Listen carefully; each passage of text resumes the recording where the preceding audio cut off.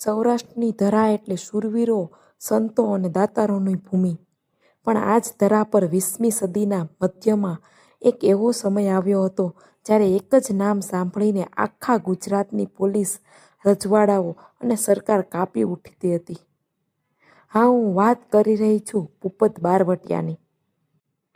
એક એવો બહારવટિયો કે જેના નામે 150થી પણ વધુ ખૂન અને અનેક દાળના ગુના નોંધાયા હતા. જેણે સત્તા, સિસ્ટમ અને આઝાદ ભારતની સરકાર સામે ખુલ્લેઆમ બળવો પોકાર્યો હતો. તેના નામનો ખોફ એવો હતો કે પોલીસ અધિકારીઓના પગાર અટકી ગયા હતા. સરકારે તેના પર તે સમયનું સૌથી મોટું ઇનામ જાહેર કરવું પડ્યું હતું. પણ શું ભૂપત જન્મથી જ ડાકુ હતો? ના, જો સંજોગો બદલાયા ન હોત ને તો કદાચ આ માણસ દેશ માટે ઓલિમ્પિકમાં ગોલ્ડ મેડલ લાવ્યો હોત.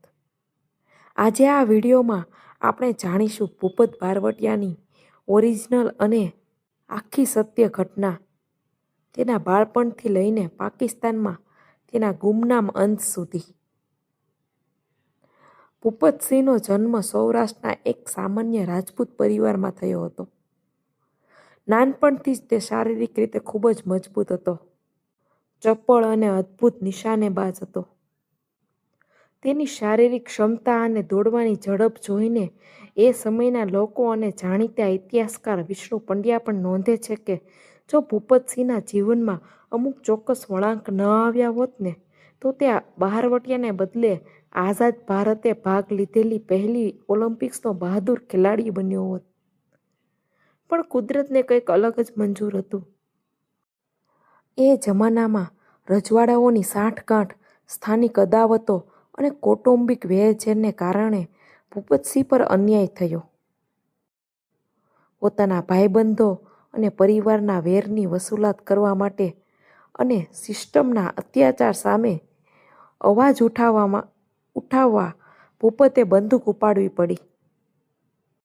તેણે ક્યારેય માત્ર વટ ખાતર ડાકુ બનવાનો વિચાર નહોતો કર્યો, પણ સંજોગોએ તેને ગીરના ઘાટા જંગલોમાં ધકેલી દીધો અને આમ એક પ્રતિભાશાળી યુવાનમાંથી જન્મ થયો સૌરાષ્ટ્રના સૌથી ખતરનાક બહારવટિયાનો. 1950ના દાયકામાં જૂનાગઢ, રાજકોટ, જામનગર અને અમરેલીના ગીરના જંગલોમાં માત્ર એક જ માણસનો સિક્કો ચાલતો, ભૂપત બહારવટિયો. ભૂપત તેના સાથીઓ સાથે રાતના અંધારામાં આવે, ધાડ પાડે અને પલકવારમાં ગીરના ઘનઘોર જંગલમાં ગાયબ થઈ જતો.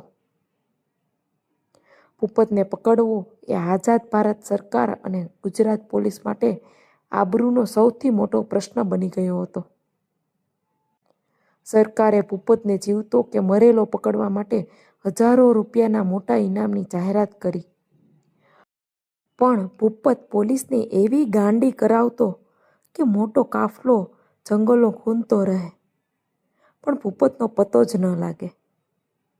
એવું કહેવાય છે કે ભૂપત એટલો ચતુર હતો ને કે તે કેટલી વાર પોલીસનો જ યુનિફોર્મ પહેરીને પોલીસ અધિકારીઓની સામેથી નીકળી જતો ને તો પણ કોઈને તેને ઓળખી શકતું નહોતું. ભૂપતની આ ચાલાકી અને પોલીસની સતત નિષ્ફળતાથી કંટાળીને તત્કાલીન ગૃહમંત્રીએ આકલું પગલું ભર્યું. તેમણે પોલીસ ફોર્સ પર દબાણ લાવવા માટે પોલીસ કર્મચારીઓના મહિનાઓ સુધીના પગાર અટકાવી દીધા. ભારતના ઇતિહાસમાં કદાચ આ પહેલી ઘટના હતી કે એક જ બહારવટિયાના લીધે આખી પોલીસ ફોર્સનો પગાર રોકી દેવાયો હતો. બહારવટિયાના એ લોહિયાળ અને કઠિન સમયમાં પણ ભૂપત બહારવટિયાની દેવી દેવતાઓ અને ચારણ શક્તિઓ પર અપરંપાર શ્રદ્ધા હતી. એક દિવસ જ્યારે સમગ્ર સૌરાષ્ટ્રની પોલીસ અને ડીઆઈજી જીવાભાઈ સાહેબની આખી સેના ભૂપતની પાછળ હાથ ધોઈને પડી હતી, ત્યારે ભૂપત પોતાના બચાવવા માટે મહાન ચારણ સંત આયશ્રી સોનલમાં સોનબાઈના નામના પ્રખ્યાત ધામમાં મઢડા ખાતે પહોંચ્યો. ચારણી પરંપરા અને લોકસાહિત્યના પ્રસંગો મુજબ માં સોનલમાના દ્રષ્ટિ રક્ષક અને ભક્ષક, પોલીસ અને બહારવટીયો બંને સમાન હતા. જ્યારે ભૂપતે આઈ સોનલમાના ચરણોમાં શીશ નમાવીને પોતાની રક્ષા માટે આશીર્વાદ માંગ્યા, ત્યારે જગદંબા આઈ સોનલબાએ તેના પર હાથ મૂકીને પોતાના અમોઘ આશીર્વાદ આપ્યા. માં સોનલમાના એ જ આશીર્વાદના કારણે પોલીસનું મોટું કટક આખી ગીર અને સૌરાષ્ટ્ર ગુંદી વળ્યું હોવા છતાં ભૂપતનો વાળ પણ વાંકો ન થઈ શક્યો. માં સોનલમાના આશીર્વાદ ભૂપત માટે એક અદૃશ્ય રક્ષણ કવચ બની ગયા હતા. સમય વીતતો ગયો. આખા સૌરાષ્ટ્રમાં કડક નાકાબંધી હતી. ભારત સરકાર માટે ભૂપતને પકડવો એ પ્રતિષ્ઠાનો જંગ બની ગયો હતો. પણ ભૂપત જમીન ગળી ગયો કે આકાશ એ પોલીસ માટે એક મોટો કોયડો બની રહ્યો. જ્યારે ભારતમાં તેને પકડવાની તમામ કોશિશો નિષ્ફળ ગઈ, ત્યારે અચાનક એવા સમાચાર આવ્યા જેણે સૌને ચોંકાવી દીધા. ભૂપત છુપી રીતે કચ્છની સરહદ પાર કરીને પાકિસ્તાન પહોંચી ગયો હતો. પણ પરદેશની ધરતી પર ભૂપતનો સમય સરળ ન રહ્યો. પાકિસ્તાન સરકારે ગેરકાયદેસર પ્રવેશ અને વિના પરવાનગીએ હથિયારો રાખવાનો ગુના હેઠળ ભૂપતની ધરપકડ કરી અને તેને જેલમાં ધકેલી દીધો. જેલમાંથી મુક્ત થયા પછી ભૂપતે પાકિસ્તાનમાં જ રહેવાનો નિર્ણય કર્યો. તેણે ત્યાં મુસ્તફા નામ ધારણ કર્યું અને એક સામાન્ય નાગરિક તરીકે ગુમનામીમાં જિંદગીના અંતિમ દિવસો વિતાવ્યા.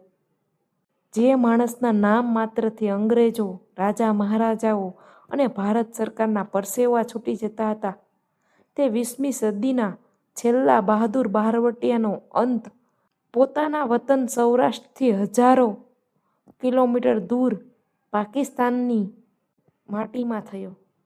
જેમ પ્રખ્યાત લેખક વિષ્ણુ પંડ્યા કહે છે, મોટા ભાગના ડાકુઓની વાતો કાલ્પનિક લાગે છે, પણ ભૂપત જ એક એવો બહારવટીયો હતો જેનો ભોગ બનેલા અને તેની મદદથી સુખી થયેલા લોકો આજે પણ સૌરાષ્ટ્રમાં હયાત છે.